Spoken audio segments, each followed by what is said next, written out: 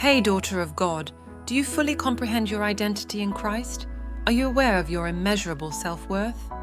Do you know that God created woman as Ezer Kenegdo?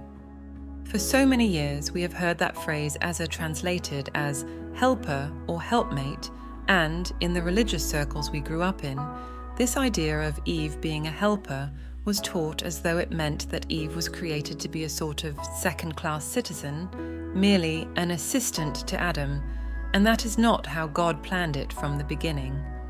It is inappropriate to compare women being inferior to men. Woman should supposed to be Ezer Kenegdo. Eve was fashioned to be the solution to the sole issue God encountered in his newly formed world. It is not good for the man to be alone. Eve was designed to make sure Adam stayed faithful to God. She was the one who stands between God's command and Adam's obedience, watching over him so that he will not go astray. Adam guards the garden. Eve guards Adam. The word Ezer is a combination of two words meaning to rescue or to save, and also meaning to be strong. Literally, an aid, a help, a guard, and a protector. One who offers assistance, a kind of wall builder or gatekeeper. Helper, or Ezer, is not an inferior role to a man.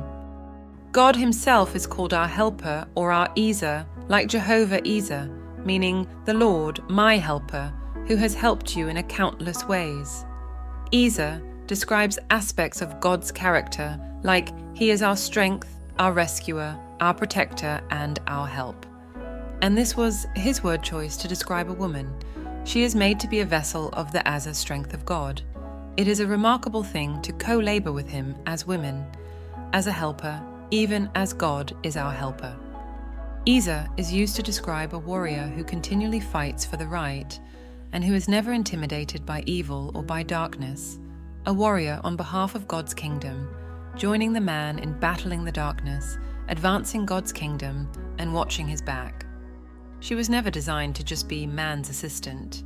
Ezer is a military image, a shield, a defense. She is the man's intercessor. She is his shield and defense in battle.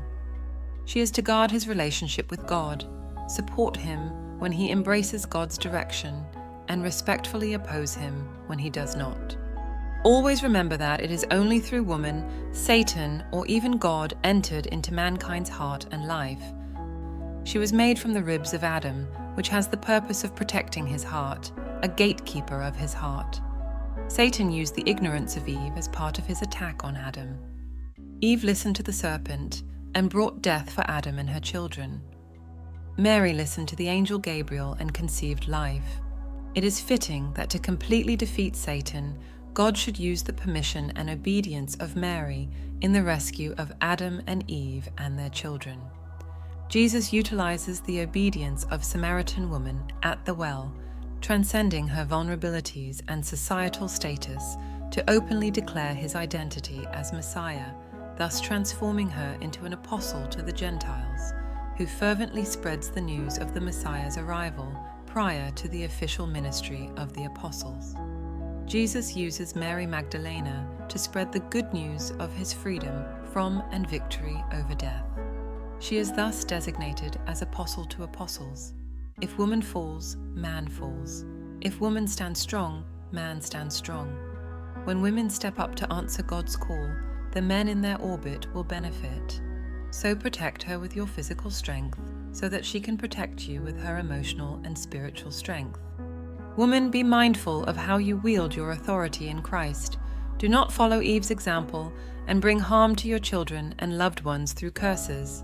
Instead, become a prayer warrior and impart blessings and life to future generations. It takes immense strength, stamina, and courage to lift them back up to safety when they've been cursed and fallen into the pit of evil darkness. So be what you are made for. Be a prayer warrior. Be an Ezer Kenegdo.